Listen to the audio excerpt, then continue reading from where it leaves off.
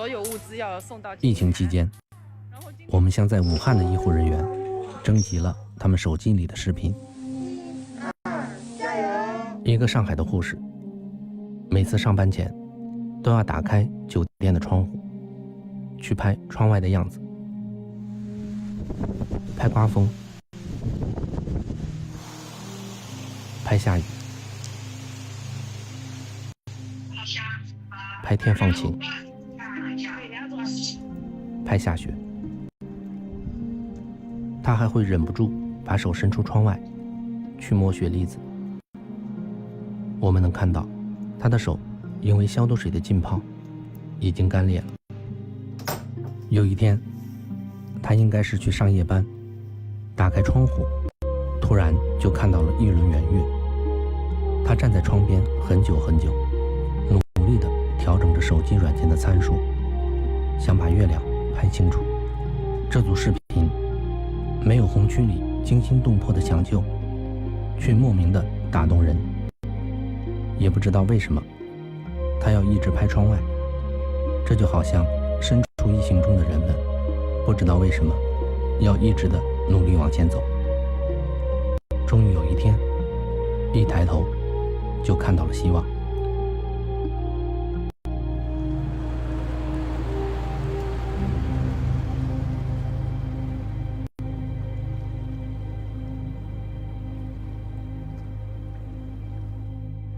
再见了，方糖。有一个朋友说，你要记得一句话，去火神山并不是奉献的，你是把你外婆带回来的。我相信我可以。在2020年的春天以前，没有人知道这次疫情的爆发会如此迅猛。在2020年的春天以前，没有人知道武汉短短2个星期竟然盖起了2座医院。1月23号，武汉决定参照北京小汤山医院模式，建设火神山医院。武汉火神山医院今天开始接收第一批确诊患者。武汉雷神山医院已经完成建设，今天就将交付使用。我已经到火神山了，现在我后面的医生全部都是军医哦。看到了后面那个火神山还在建，感觉好像有点像工地，好像确实是工地上的医院。然后就准备把我送到病房的时候，我没有看见我外婆，但是看见了另外一个就是长得特别像我家的长辈的人，然后我就很惊讶的就叫那个什么什么伯伯，然后那个病患就躺在床上，但是挣扎着爬起来，就想看我一眼。这个时候我突然说：“我说哦，对不起，我认错人了。”我感觉到那个病患当时特别的失落。我觉得在火神山的重患的病人，他们一定是很想见到自己家人的，以为见到了一个熟人，但其实没有。我觉得挺抱歉的，就是给了别人这种错觉。阿念终于见到了外婆。火神山的1400名医护，来自人民解放军的各个部队。附近的科室的人员是来自各个军区、各个兵种，所以人家都哪里人都有集合一起。对，我到现在我的团队的脸我都没有认清，但是这种防护对我们来说哈，我跟你说哈，我鼻涕现在流着呢，满嘴都是鼻涕，没法开，没法弄是吧？根本弄不了，就是这样的。哎呀，吴堂长，哎，好好的照顾啊，是你老外婆。好，是我家，哎，对，是我外婆。你外婆哈，好好的照顾她哈。好。你不照顾她，我就对你不客气了。就是他不吃东西，这点真的是好。靠你了噻。好。但我怎么好好的跟他说，他已经听了。好。听到了。好。讲到回去遛你的小狗狗，听到没有？他点头了的啊，他听得到。阿念一到，医生毛青就给他布置了任务，要让外婆好起来，先要让她吃东西。姐姐，你要吃东西好不好？你吃东西好不好？我过来招呼你的，好不好？你吃东西好好啊！你等我去么子啊？去喝稀饭。我不去。火稀饭，火稀饭，肥的火稀饭。我给你摇，我给你这样摇好不好？再没洗的，这已经慢洗了，来，那么这个米。我要生个闺女就好了，看你多懂事。看到你，我心里好想得，以前不觉得。没事，等他以后有女朋友啊。你吃饭了没有？你怎么样？他没问过，都怪我没把他教好。可以了，一天吃10口，明天再吃5口。可以。这个衣架是我和外婆独有的沟通方式，就是比如晚上我睡着了，但是她要上厕所，她叫我，她就可以敲，或者敲这，然后我听这个声音我就能起来。如果还是没有叫醒我，她就可以戳我，把我弄醒。按照国家卫健委的要求，进行一个死亡病例讨论，总共是41位专家，还有些同志呢，也是估计是来蹭会的，所以呢，大家过来听会的人会比较多一些。在基因潭医院，每一次疑难和死亡病例讨论会，总是人满为患。这个死亡病例的平均住院日只有9.65天，9.65天为什么这么低呢？是因为有32个病人呢。他来的当天就死了，他送过来的可能不是病人，送过来就是一具尸体。而且老年人的死亡率呢，明显高于中青年的那个死亡的人数。分管南7楼的郑霞，手机里留着一段录音。录音的那天，是他到金银潭医院后最悲伤的一天，但是他不知道该和谁去说这些话。今天是来到武汉的最不开心的一天。所以左右多侧侧，你就这样靠着这个栏杆这样。不开心是因为一个叫肖军的大姐被插管了。其实从收到这个病人开始，她一直是一个很乐观的人。她觉得自己照顾父亲耽误了治疗。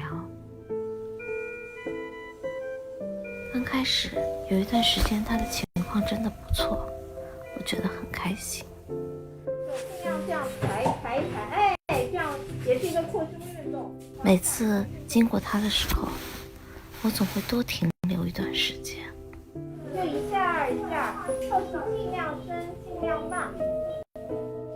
因为我总觉得这个胖胖的大姐给我的是一种暖暖的感觉，所以我相信她一定能够战胜病魔。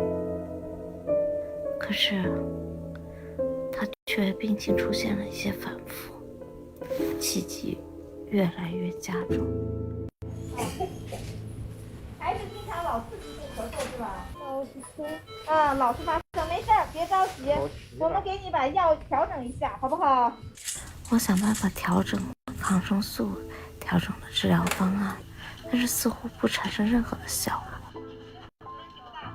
在插管前，我跟他说：“你太累了，所以需要有一个管子，需要呼吸机来帮你休息好了，我们才能战胜病魔。”我不知道这算不算谎言，因为我也知道，像新冠的病人插上管子，本身就意味着疾病是非常危重。另外，他又是一个很胖，各种操作都比较困难的病人，所以插管对他意味着什么？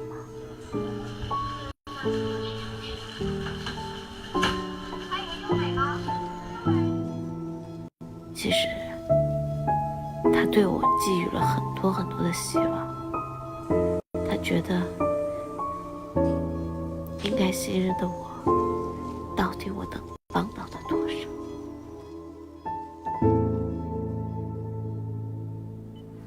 南7楼收治了金银潭医院最危重的病人，有点难过，我们把在病床上躺着的也不乏在这次疫情中中招的医务人员。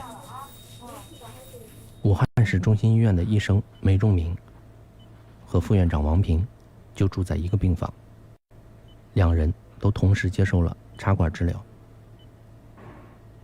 眼科那个梅主任情况，那个谁？应该还行，那个有希望拔管，有点希望。他像这样子，梅主任来的时候情况可能您也知道，当时在那边已经心肺复苏过的，第一线神志应该是可以有清醒，就可以跟我的指令动作点头摇头，这都可以。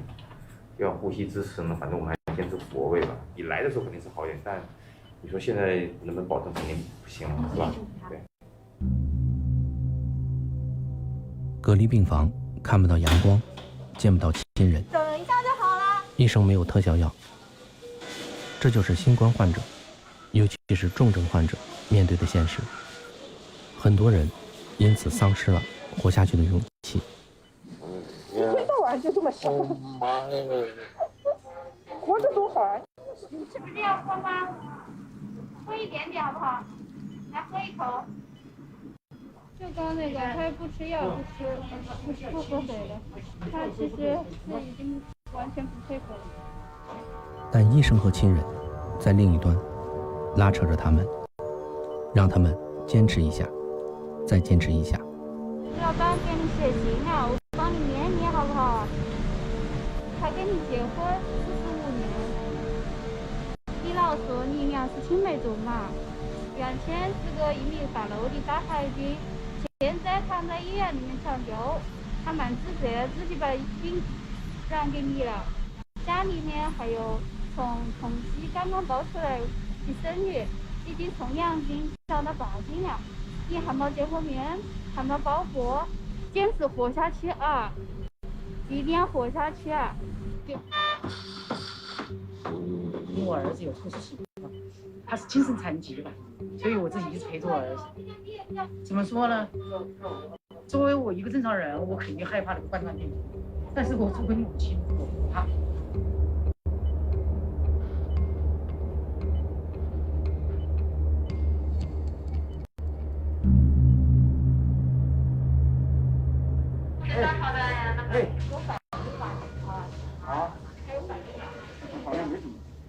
他就是我们收的第一个病人，救护车直接送到门口，然后带着插管过来的，他马上就要用呼吸机要吸纯氧。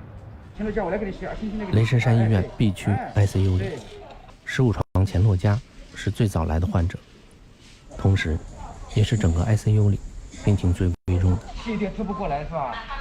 是吧？觉得透气透不过来。被父亲传染上新冠后，钱洛佳已经高烧30天了。医生们都知道，呼吸机对钱洛佳来说，已经无法再继续帮助到他更多了。这个病人每天都不稳定，上午是挺稳定，到了晚上夜份总是出点问题，大家都没有碰到过这种疾病，没经验，治疗过SARS的人，治疗过禽流感的人，这些专家来了，看了以后，也是一片茫然，都觉得好像，咦，怎么会这样快？你反应都反应不过来。那么我们还是应该采取这些措施。疫情期间，各地驰援武汉，全国几乎1半的 ECMO 都被紧急送往了武汉的各大医院。当有创通气也无法缓解病人呼吸困难时，医生们就需要 ECMO 去临时替代人体的心肺功能，为后续的治疗赢得时间。它这个都是捐的是吧？捐的，而且都是新的。哎，不行，不行，不行，没有水箱的管道。你没水箱管道的呀？设备是新的，但是缺配件。再打电话看看，是吧？能不能接得到？更大的挑战是，团队也是新的，大家都来不及认识，就要一起上战场。你这种测 ACT 测血气，护士我们是不搭手的，都是医生在做。那你现在没办法，现在都是医生在做。对，现在我们到了雷神山这里了，我们就没办法，你不可能要为了做个 ACT 做个血气，我们一天再进去。你这只是采血，那你还要吸痰啦，那你还比方说还要翻身啦，那你还观察伤口了，那事情多了。因为按照道理来说，你护士是否有这个资格来做这个操作？你说我我还是异地职业了，对吧？我职业地点在上海，那你这非常时期。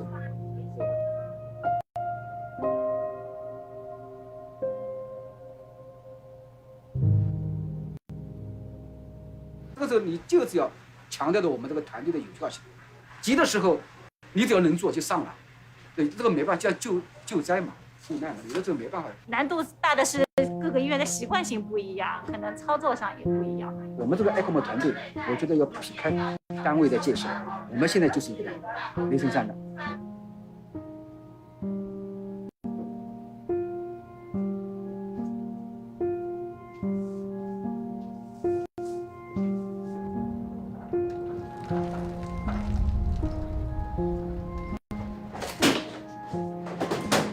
哎呀，总是醒着了。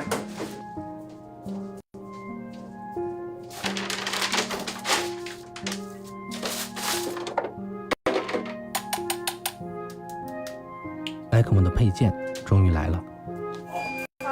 好，一切顺利，好，那乖的好了。这是雷神山 B 区 ICU 的第一台 ECMO 手术。一切好了，正在这里盐水。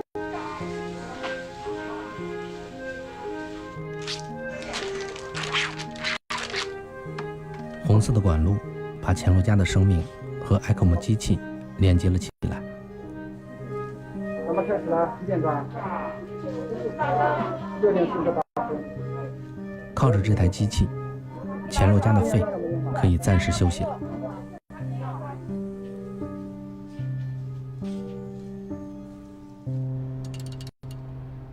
您是医生还是护士？我是护士。男护士很少见。在学。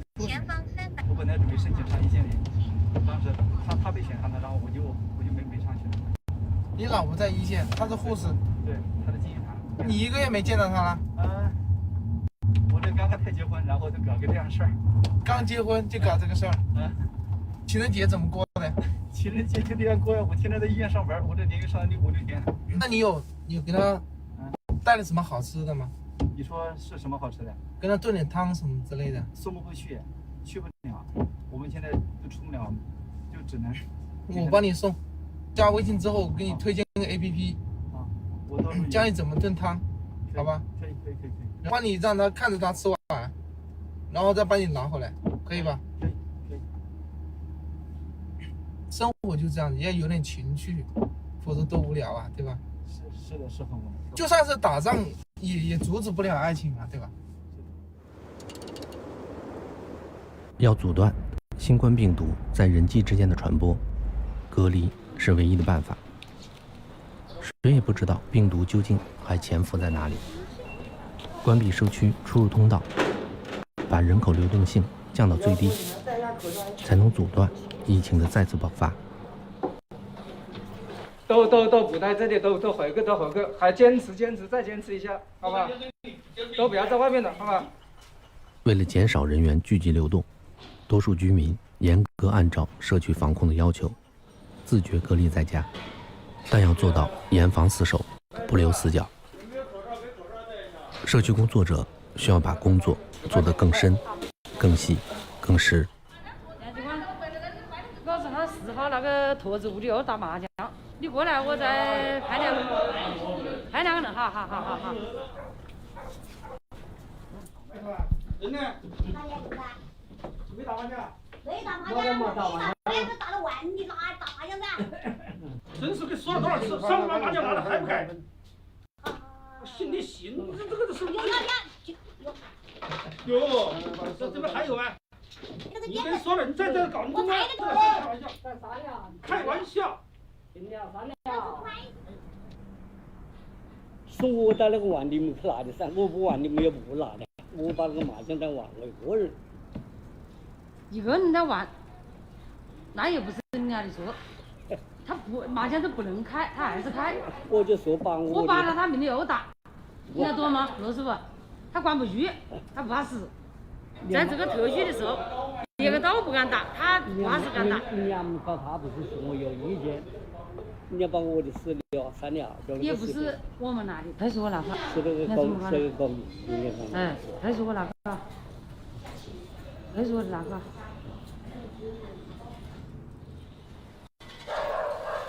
你这样要泡泉做么子的？啊？你泡泉做么子？你是泡熟了，泡干了，一片不出来，你的爬子要死上药物的说。我讲这把你没得整，买了嘛这把药，再开门，再开的门噻。你再磨早点以后就泡出来。天天泡出来，没得哪一天不出来，晓不得？你要买一天自个出来一趟，你还再多买一点，我看到人家总是出来。好，是的，该买，但是你要买，你就多买一点，回去就不下来了。你们饿了就不在家光跟人家说，还把屋里都喝坏了，我跟你说。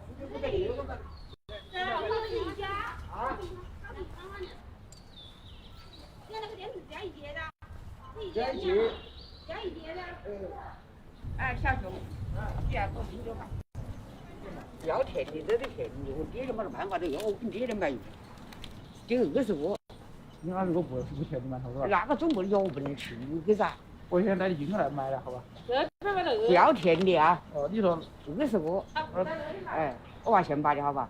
先不用把钱，我到时候再送了你屋里来，好吧？对对，爹的电话要坏掉，你也找不到。是，20个不要甜的馒头是吧？你来了，你弄的要给我送回好吧？好，谢谢你啊！好，我都真麻烦你们点。好，我都。更难的是，当人们都困在了家里，吃什么，用什么，甚至垃圾谁来倒，这些再普通不过的事情，都成为了困扰。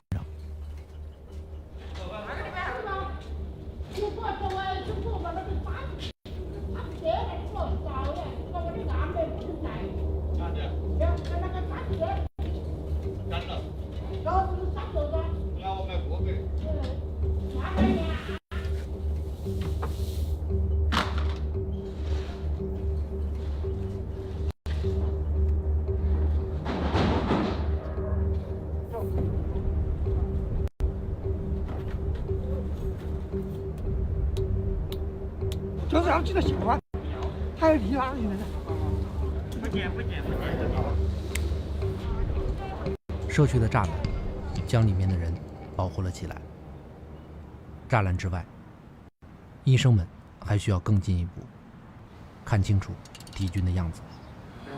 有很多事件，他们实际上是哪种方式？你不管，都不要你讲，管那的什么，为什么是说是弄下来的事情？就弄下来的事情的，好多事情不是你管的事情。这样事情，你这把这一撮的搞，你想安全的事情，那有人弄。核心就是要关注到这些东西，根本别个嘛都关注到。昨天这雨婷讲的这个事情造成的，你这要因为这么要把犯罪分子捉到，要不然我们这就是这么不成功，希望你这么搞，这都是盲人摸象，这都盲人摸象噻，对吗？他以为是有些种的结果以后，他可能会对后头就是肯定会有重大的帮助。啊，在哪里吗？就是这样的，刚才不是去世了一个亲人嘛，我们一起来跟这个家属来做些工作，看看我们做些应急的说了。我们现在说了，改善了，对，改善了。对，我说现在我们已经在优势等啊，好吧？好，谢谢啊，谢谢。要找到新冠病毒在人体内的犯罪证据，唯一的办法就是尸检。要做尸检，首先要征得死者家属的同意，但能不能获得许可，谁的心里都没底。需要哪个配合？录音谁来录？不，我这打了，我这录不了。不是，再用个录音，然后把这个录音发给我。行。我要储存起来。你好，你是你听得到我说话吗？我听到。你说。我是武汉市金银潭医院医务科的主任，我姓于。好，于主任你好，于主任。你是张金荣的家属对不对？对。因为这个病啊是一个国难，这个病的话导致多脏器功能这个衰竭，最终导致这个患者这个死亡，请你节哀。关于这个遗体的这个处理，你们不能过来，对吧？根据传染病法的规定，因为这个新冠病毒肺炎导致肺组织及其他脏器损害的病理变化，导致患者死亡的这个病因并不是很确定，所以我们希望做穿刺尸体解剖，进行进一步的检查，希望征得您的同意，为这个新冠病毒以及这一次的国难做贡献。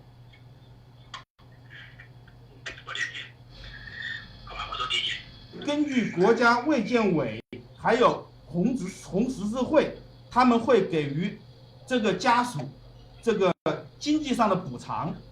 到时候你们提供一个这个银行卡号给我们，我们到时候把这个经济补偿就打到这个账号上去。这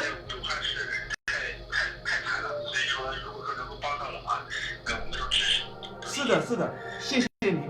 但是这个补偿是国家给的，是国家卫健委给的，我们必须得给你，知道吗？对，为了救每一个人，我们都做这个共同的努力，真的是谢谢你。您同意？同意。好，谢谢啊，那我挂了啊。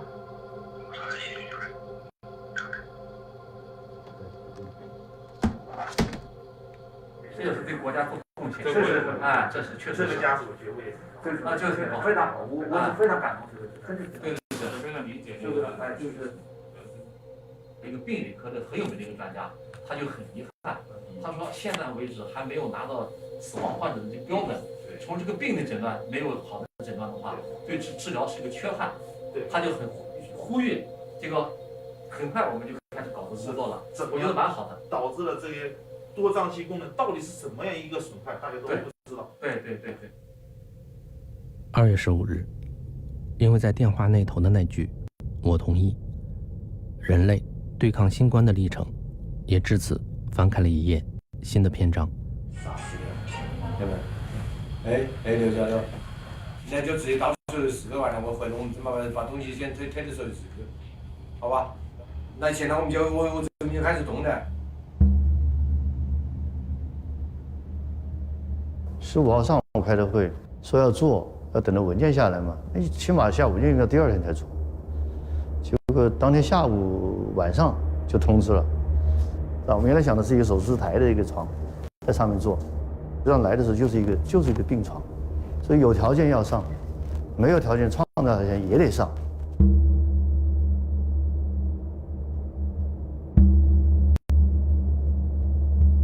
我们知道肺是含气的呀，摸上去像海绵、软海绵这种东西，这个玩意摸上去是很实，摸得像一块肉一样的，整个就是一片乱的一个状态下。大白肺是什么东西不知道，所以在这种情况下，其实就有一个问题了，就是我们应该来说，要尽快的了解这个事情。你早1分钟，对你前线就反馈信息，可以多救几条人命。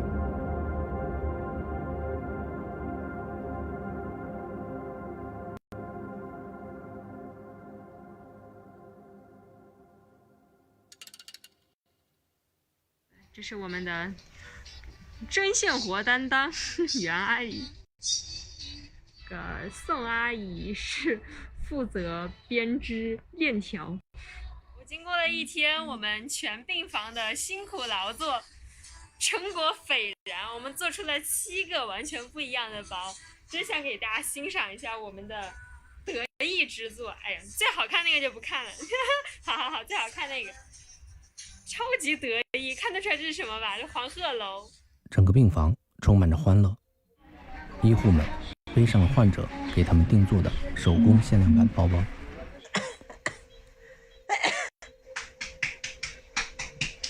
喝点吗？不喝点吗？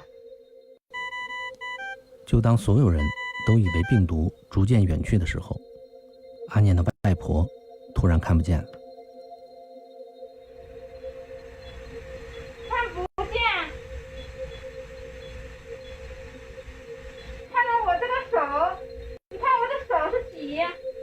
看得见吗？你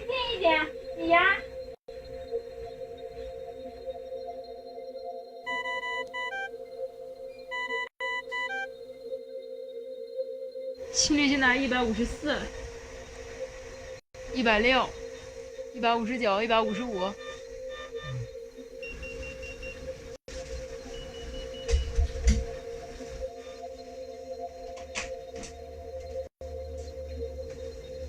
今天是外婆看不见的第一个晚上，隔着病房的这扇窗，看到对面的医护人员好像在做心脏复苏。外婆的情况变得更糟糕了，她被送去了 ICU， 接受24小时的监护治疗。隔着病房的护栏，阿念不舍得关机，他一直在拍，一直在拍，直到救护车再也看不见了。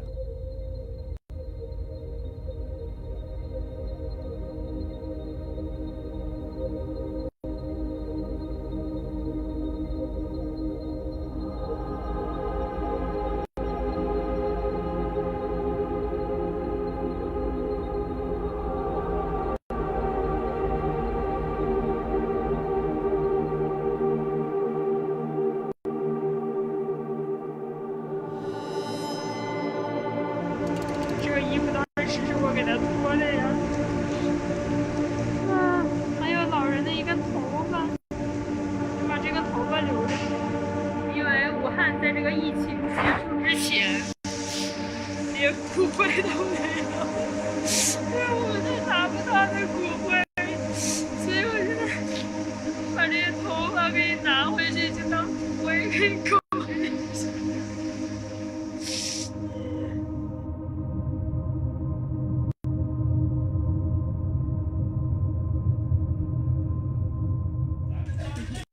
我家这根狗子了，我的鸡开心啊！武汉人叫外婆家家，是家庭的家。我认为比外婆这个词更有温馨的感觉。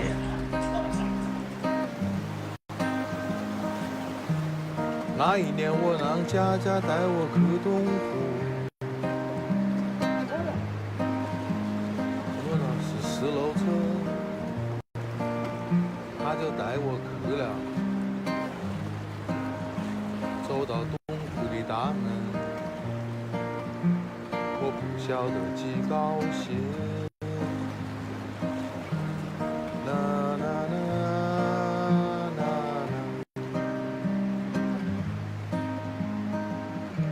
从东湖大门走到新阁，再从新阁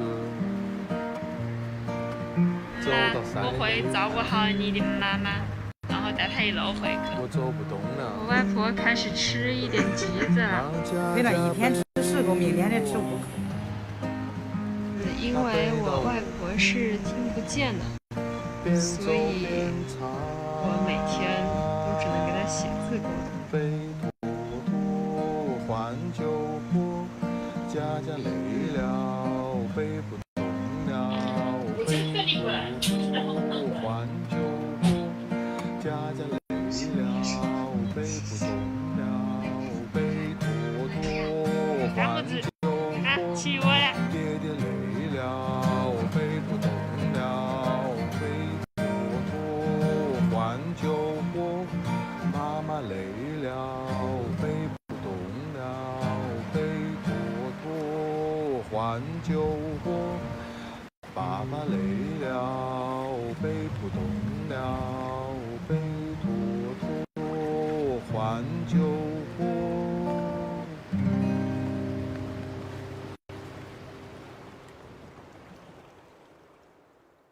陈老师，开什么了啊？我知道。陈老师。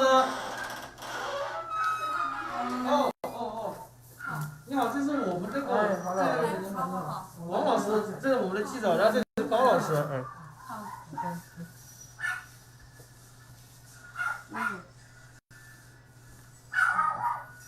阿念的外婆去世以后，家人遵照她生前的遗愿，做出了捐献遗体的决定。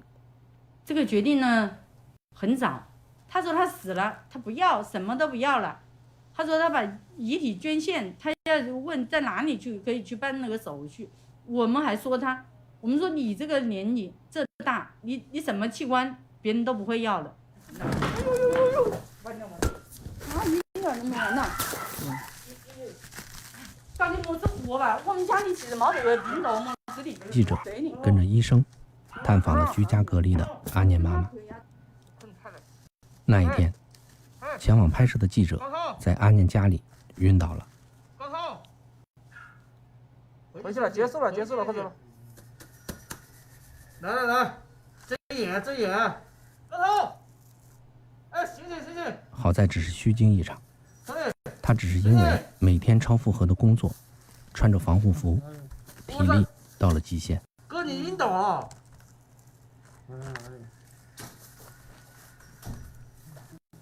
能醒了没有？其实我的女儿可能考虑问题比我都还周到。他们坚持完成了采访，然后又回到了医院，拍下了这段外婆最后的画面。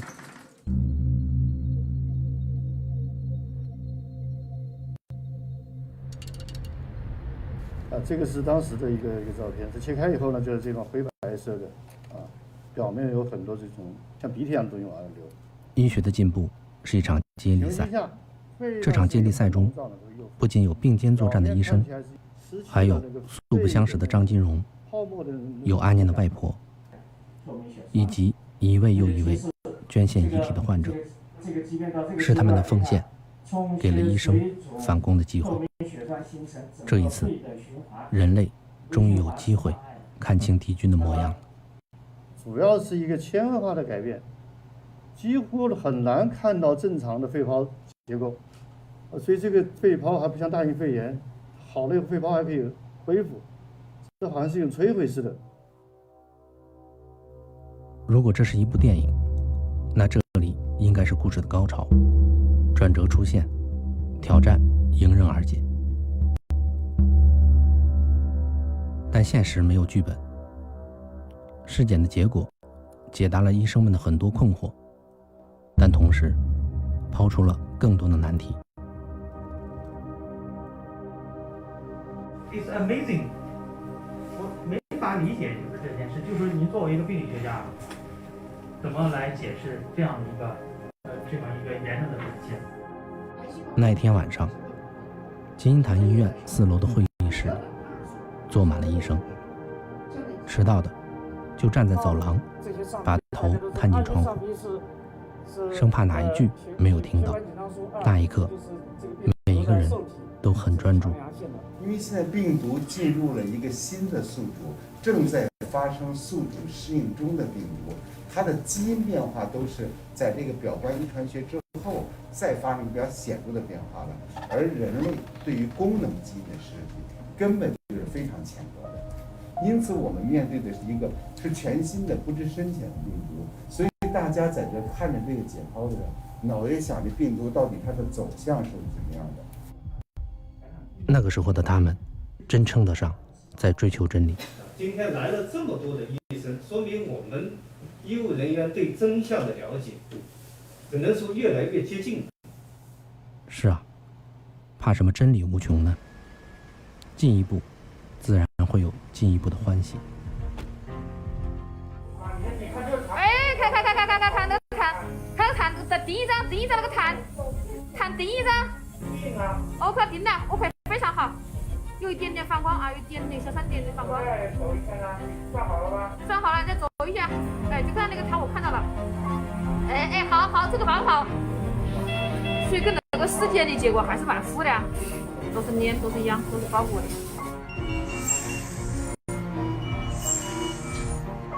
半梦半醒之间，就是浅证据。拉直。好，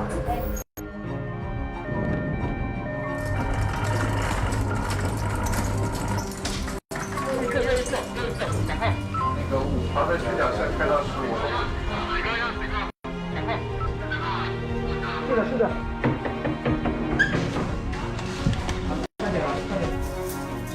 不管怎么样，我进去带上3级防化去查他这个原在外面跟你们讲容量登记，但是你们每个小时不登记。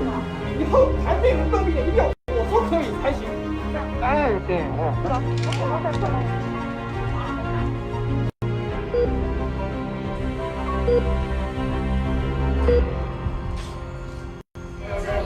加油加油！一定要坚持住，会好的。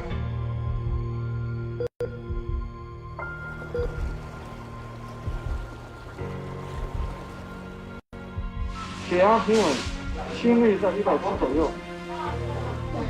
现在请求拖 ECMO。我可以不在救身体。1、2、3，放。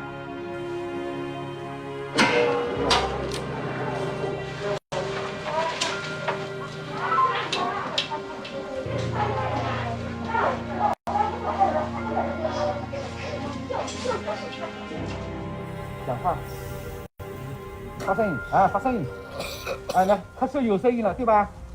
对啊，那你看到吧？你现在最想做的什么事情？我们要让它好起来，对不对？好，你说一句话，你说想家回去，想回去，说一次给我听，想回去。对，好 ，OK， 好，我们成功。钱洛嘉可能永远不知道，在雷神山的42天里，自己到底经历了什么。好，不要太多，慢慢咽，慢慢咽。慢慢咽进去啊。他甚至都不确定自己是否还活着。好的，必死的。但不管怎么样，他活下来了。告诉我你自己名字叫什么？自己名字叫什么？啊。你自己的名字叫什么？钱洛嘉，对不对？自己刻出来。珞珈山在武汉大学，那里是他父亲工作的地方，钱洛嘉就出生在那儿。中国有句话叫20年后又是一条好汉，你现在不需要20年，2个月以后又是一条好汉，听见没有？自己一定要有信心，好吗？到目前为止，我们一关一关全部都过来了，很快你就可以离开这里。明年我要来看你，我们一起去爬山啊！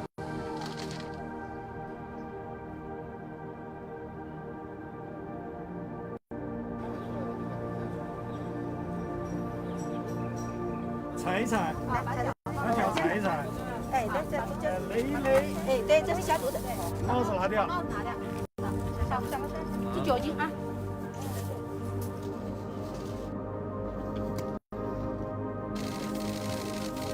我宣布，武汉方舱医院修车。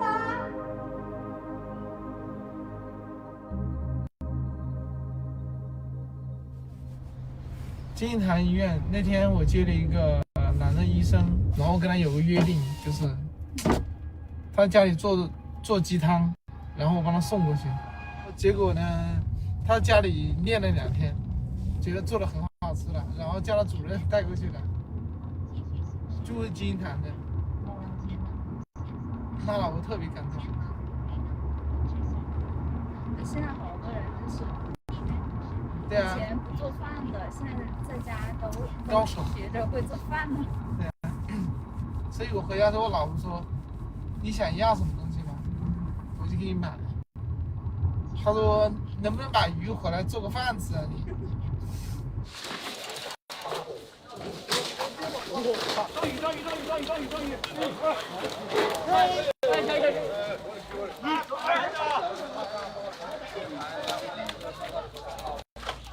拿个篮子，拿个大篮子去装嘛。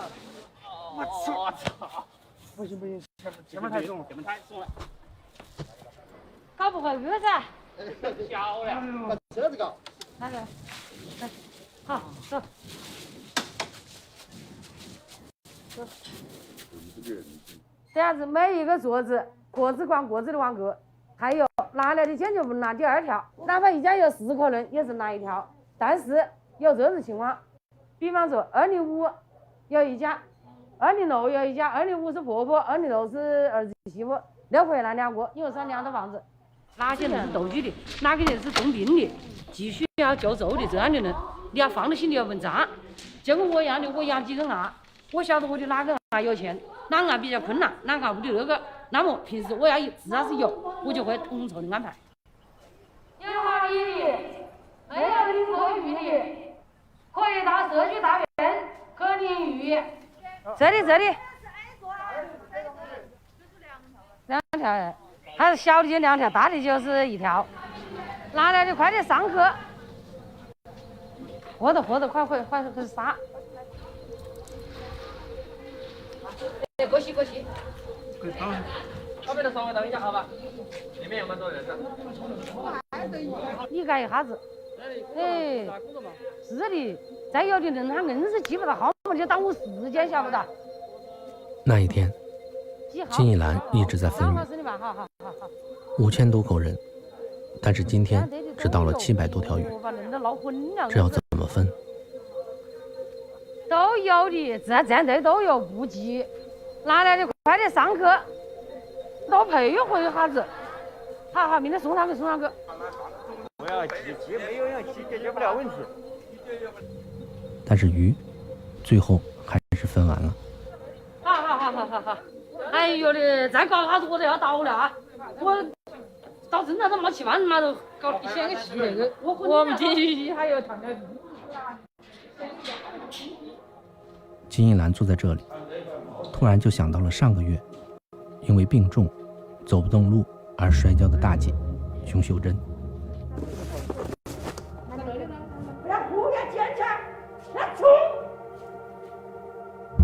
她去了方舱医院，不知道现在怎么样了，但至少没有她的坏消息，就是好消息。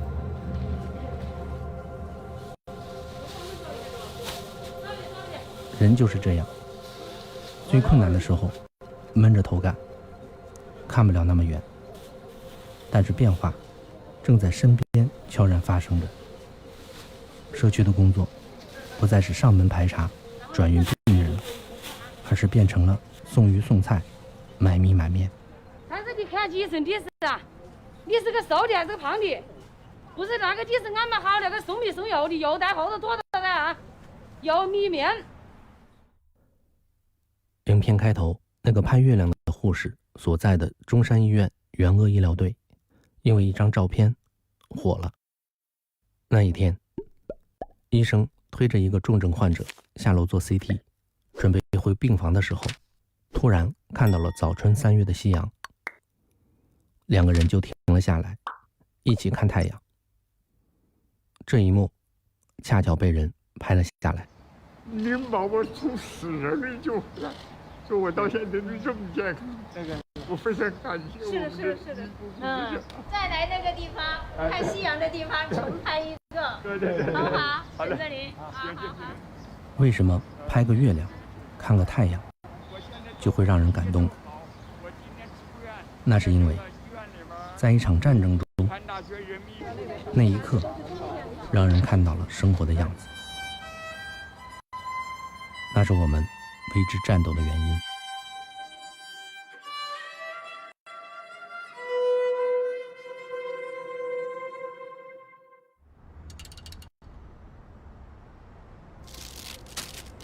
和金兰一样，志愿者汪勇也意识到，最艰难的日子过去了。他一直在给医院送物资。突然有一天，医生和他说，医疗物资够了，有没有辣条？想吃辣条了。请你们看到辣条就给我留下。这个我吃辣条，我要吃卫龙。前线的医生终于能够喘口气，给家人报个平安，甚至给自己的战友过生日。Hello， 王勇，你好，一共多少钱？接说明159。哎，好的，谢谢，太感谢你们了。你这个是要去做什么呢？哦，这是他们那个医院的一些人，他们过生日给他们吃的。喂，你好。啊。啊。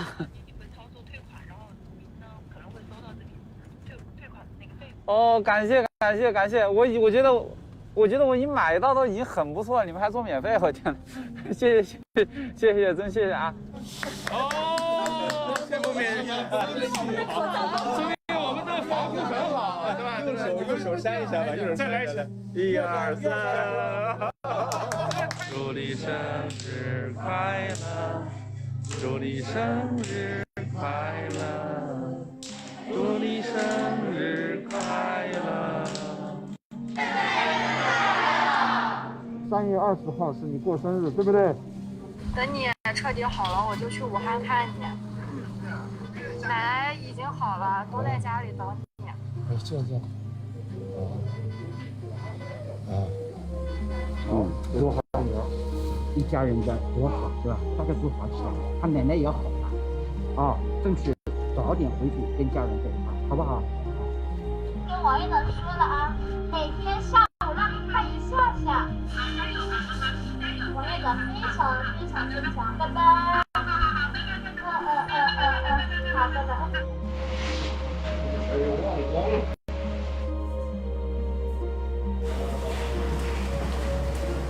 明天就要出院啦，然后今天是我在这儿最后一天，刚刚有2个患者出院了，然后其他患者就特别兴奋的在门口就通过窗户来张望。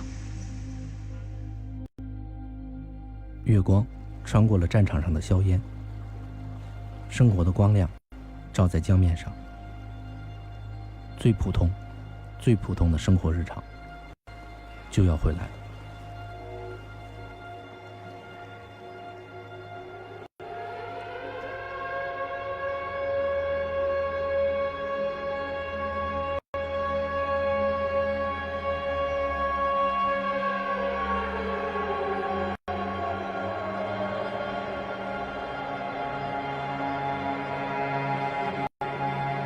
你也要和平，我们要和平，但是你不能把它开窗子门钻进来这个。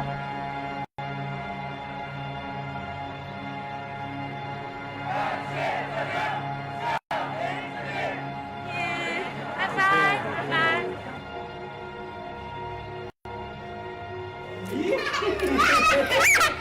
我的天！